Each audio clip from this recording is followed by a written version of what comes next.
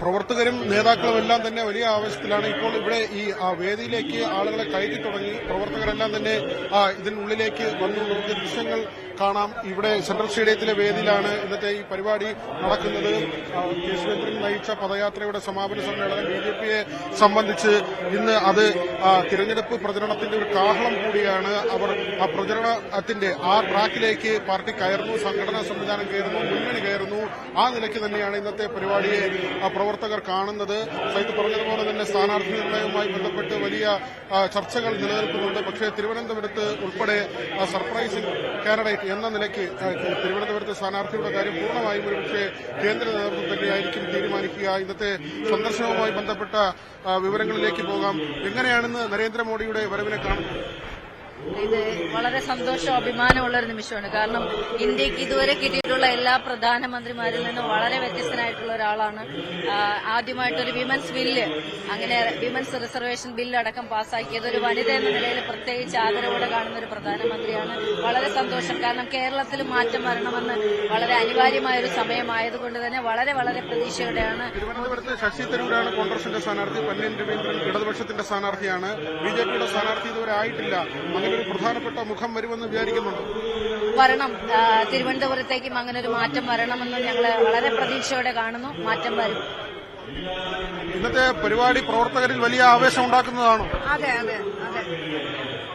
എങ്ങനെ കാണുന്നു ഇന്നത്തെ പ്രധാനമന്ത്രിയുടെ വരവ്? വളരെയധികം സന്തോഷത്തോടുകൂടിയാണ് നമ്മൾ അദ്ദേഹത്തെ കാണാൻ വന്നിരിക്കുന്നത്. വരവെന്ന് പറയുന്നത് നമ്മളെ കേരളത്തിന്റെ മൊത്തം വികസനം ഉദ്ദേശിച്ചുകൊണ്ടാണ് അദ്ദേഹം വരുന്നത്. A to Z വരെയുള്ള പദ്ധതികൾ അദ്ദേഹം നടപ്പാക്കിയിട്ടുണ്ട്. ഞാനൊരു നമോ ആപ്പിന്റെ വോളണ്ടിയർ കൂടിയാണ്. അപ്പൊ അന്നന്ന് നടക്കുന്ന കാര്യങ്ങളെല്ലാം എനിക്ക് മെസ്സേജ് വരുന്നുണ്ട്, നമ്മൾ ഉള്ള ആളുകളിൽ എത്തിക്കുന്നുണ്ട്. പക്ഷേ നരേന്ദ്രമോദി വന്നു കഴിഞ്ഞാൽ ഗ്യാരണ്ടി എന്ന് പറയുന്നത് ഗ്യാരണ്ടി തന്നെയാണ്. കേരളത്തിലെ നേതാക്കന്മാരും പറയും പോലെ അല്ല. നരേന്ദ്രമോദി ഒരു ഗ്യാരണ്ടി പറഞ്ഞാൽ അദ്ദേഹം അത് നടപ്പാക്കിയിരിക്കും. അതാണ് ഞങ്ങളുടെ വിശ്വാസം, ഉറപ്പ്, ഗ്യാരണ്ടി. എങ്ങനെയാണ് ഭരണത്തെ കാണുന്നത്? എന്താ പറയാനുള്ളത്? പ്രധാനമന്ത്രിയുടെ ഈ വരവിനെ എങ്ങനെയാണ് കാണുന്നത്? ബഹുമാനപ്പെട്ട നരേന്ദ്രമോദിയുടെ ഈ വരവെന്ന് പറയുന്നത് കേരള രാഷ്ട്രീയത്തിന്റെ മുഖച്ഛായ മാറ്റിമറിക്കുകയാണ്. കാരണം അദ്ദേഹം കൊടുത്ത ഗ്യാരണ്ടിയിലൂടെ ഇന്ന് വരെ ഒരു ഇന്ത്യ കണ്ട പ്രധാനമന്ത്രിമാർ വെച്ച് ഒരാളും ഒരു ഗ്യാരണ്ടി കൊടുക്കുകയോ ഇത്രയും വികസന പ്രവർത്തനങ്ങൾ സ്വന്തം രാഷ്ട്രീയ പാർട്ടിയല്ല ഇവിടെ ഭരിക്കാതിരുന്നിട്ട് പോലും വിഴിഞ്ഞം തുറമുഖം, national highway, metro train service ഇത്യാദി ഒരുപാട് കാര്യങ്ങൾ ഈ രാജ്യത്തിന് വേണ്ടി സമർപ്പിച്ച ഒരു വ്യക്തിയാണ്. കാരണം ഭരണമില്ലാതിരുന്നിട്ട് കൂടി പോലും അത്രയും ചെയ്ത ഒരു വിശ്വാസം ഓർജിച്ചെടുക്കണം. 145 കോടി ജനങ്ങളിൽ ഏകദേശം ഒരു 75-80 കോടിയോളം നരേന്ദ്രമോദിയെ ഉൾക്കൊള്ളുന്നവരാണ് ബിജെപി ഗവൺമെന്റിന്. പിന്നെ പല വർഗീയ ഫാസിസ്റ്റുകളുണ്ട്. അവര് പല കുതന്ത്രങ്ങളും അവർ ഇതിന്റെ ഇടയിൽ മെനയും. കാരണം ഭരണം കൈയാളാൻ പല രീതിയിലുള്ള നിഗൂഢതകളും പല കാര്യങ്ങളും അവർ ചെയ്യാറുണ്ട്.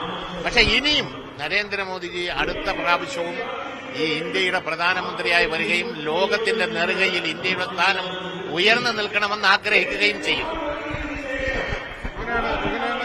എങ്ങനെയാ കാണുന്ന പ്രധാനമന്ത്രി വരുമ്പോ വലിയ ആവേശമുണ്ടോ? എങ്ങനെയാ പ്രധാനമന്ത്രി ഇഷ്ടമാണോ? പ്രധാനമന്ത്രി അങ്കിൾ എനിക്ക് ഭയങ്കര ഇഷ്ടമാണ്. എന്നെ മോദി അങ്കിൾ എനിക്ക് ഭയങ്കര ഇഷ്ടമാണ്. ഇതിനു മുമ്പ് കണ്ടിട്ടുണ്ടോ? ഇതിനൊന്നും കണ്ടിട്ടില്ല, ആദ്യമായിട്ട് കാണുകയാണ്. അതിന്റെ ഒരു എക്സൈറ്റ്മെന്റ് ഉണ്ട്.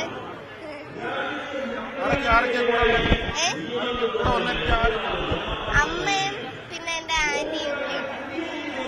പ്രധാനമന്ത്രി നേരിട്ട് കാണുമ്പോഴേ അടുത്ത് പോകണമെന്നൊക്കെ ഉണ്ടോ? ആഗ്രഹമുണ്ടോ? പിന്നെ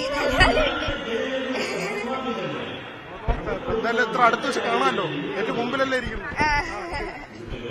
വലിയ പ്രതീക്ഷയിൽ തന്നെയാണ് പ്രവർത്തകരുള്ളത്. കാരണം മോഡിയുടെ ഗ്യാരണ്ടി എന്ന ക്യാമ്പയിൻ അദ്ദേഹം തുടരെ തൃശൂരും എറണാകുളത്തും റോഡ് ഷോ ഉൾപ്പെടെയുള്ള അദ്ദേഹത്തിന്റെ പ്രചരണ പരിപാടികൾ, അതിനുശേഷം തിരുവനന്തപുരത്തേക്ക് വരുന്നു.